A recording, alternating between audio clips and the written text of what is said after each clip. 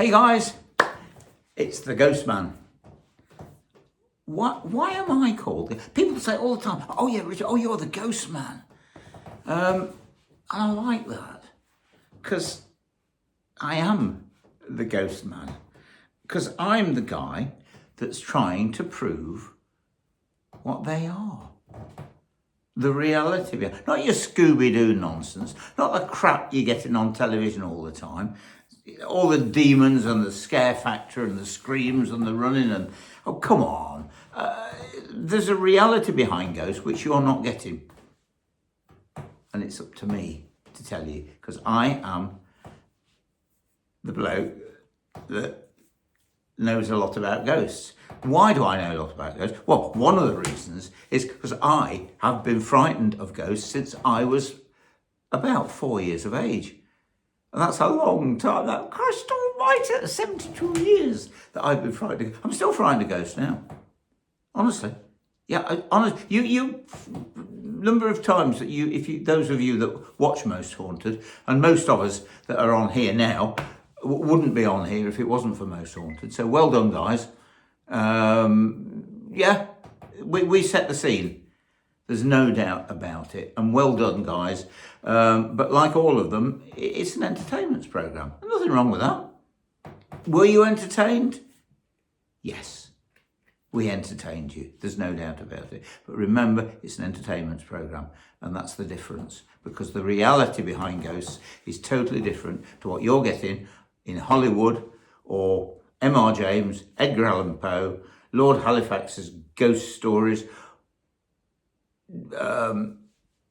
Help My House is Haunted, or any of it. It's great, love it, absolutely, it's entertainment. But there's a reality behind ghosts that you're not getting. And there's only one bloke that can give it you. Me. Right, so first of all, I suppose I better explain the fact that I've been frightened of ghosts since I was about 4 years of age. Nothing happened. People say to me often, well, why is this fear of ghosts? What happened to you? No, nothing ghostly. No. I used to play with kids that were a lot older than me. I was at school with him. His name was David Whitehead. His dad was a bank manager for the Westminster Bank. And him and his friends were older than me, and Dad used to drop me off sometimes to play. And they were bullies, basically. And they had this big rabbit hutch. We all used to get in this rabbit hutch, and they used to tell ghost stories. They had a bayonet, a German bayonet that had still got blood on it. And they used to tell me that the green ghost was going to get me that night when I went home. It would be standing at the foot of my bed, waiting to drag me out of bed. This is a 4-year-old little boy, by the way.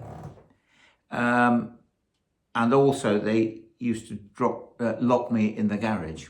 I can see myself now banging on the door.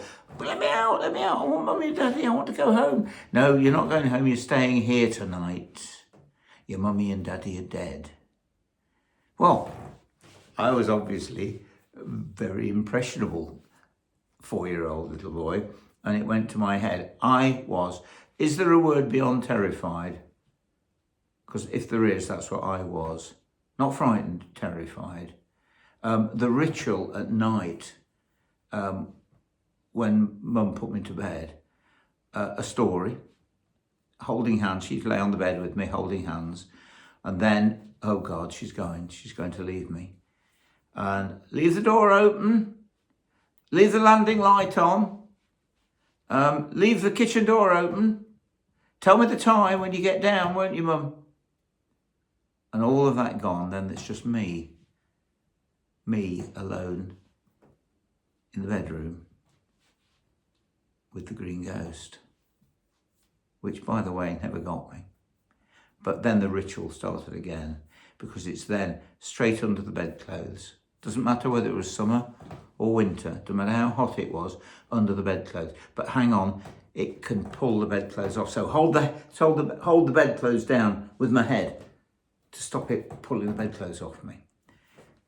Fingers crossed every night and then count to 60. And then after 60, feign sleep, deep sleep. Make a noise as if you're really asleep, deep sleep. And then hopefully, if the green ghost does come tonight, it'll realise I'm asleep and not bother me and not get me. This went on for years. This went on till, well, here we go. Spill the beans. I did not go to the toilet alone upstairs until I was about 14. That's how frightened I was of upstairs. And guess what? Nothing happened. Nothing happened to me until I was about 27, which you've heard. The first encounter I ever had was the voice of a young lad dying of his wounds. And it wasn't really scary. Not really.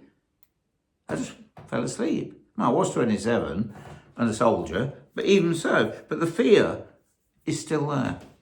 If you're frightened of ghosts, if you're frightened of moths as a kid, or birds, or whatever, that fear normally stays with you for the rest of your life. And this fear of ghosts is still with Richard Felix now. You've probably noticed, those of you that watch Most Haunted, the very infrequent times that Richard Felix volunteered to go off alone to do a night vigil. Because it was still with me, and it's still there now. As I've said on one of the things I did recently, when my dad died, I was frightened of seeing his ghost, which is ridiculous. And even now, send me off somewhere. You see, this is what I want to do. I need to do a series of programs where I go alone into a haunted location. Nobody with me at all, just me. Oh dear. And spend the night in the haunted building, alone. Could I do it? I don't know. Depends how many viewers I get and how much I can make out of doing it. I don't know, but could I do it? I don't know, but we'll find out. So what I intend to do now is to get your juices going by doing a series explaining to you what ghosts really are, the reality behind ghosts. Never mind your Scooby-Doo nonsense that you get on telly all the time. Because I hate to say it, but it's all Scooby-Doo scare factor, I'm afraid. And uncanny is different. I'm quite impressed with uncanny. I need to know more about it. I need to get on it because I could add something to it. But I'm quite impressed with that. But all the others, it's all. I mean, come on, guys. For a start, there's no such thing as demons. Of course, there's not. Demons were made up by the church, by Christianity, as was the devil, as was hell, purgatory. All of it was made up to keep us under control through fear. So how, please tell me how, if there's no such thing as demons, how can you have a demonologist? I'm sorry to upset any of our American cousins, but guys, trust me, there ain't no such thing as demons. There is evil. I know there's evil. But guess what? Ghosts were once human beings. Ghosts were once you and me. And guess what? Most you and me's, most people are very nice, you know. Don't think for 1 minute that Hitler's wandering around picking daffodils, because he isn't, because there is evil. And that goes with you. I'm convinced of that. When we pass over to wherever we go, I don't know, this dimension, this frequency, this spiritual plane, this energy bank, heaven and hell, I don't think so. But wherever we go, our consciousness, our mind, our personality, our ego goes with us. So if you're an evil bleeder on this now, you'll be one over there. And so there are evil spirits. I'm convinced of that. But demon is a word. So is ghost.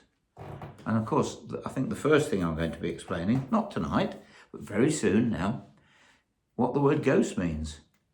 So get your thinking caps on, guys. The word that we've been fascinated by since death started on this planet a long time ago. G-H-O-S-T, ghost. What does it mean?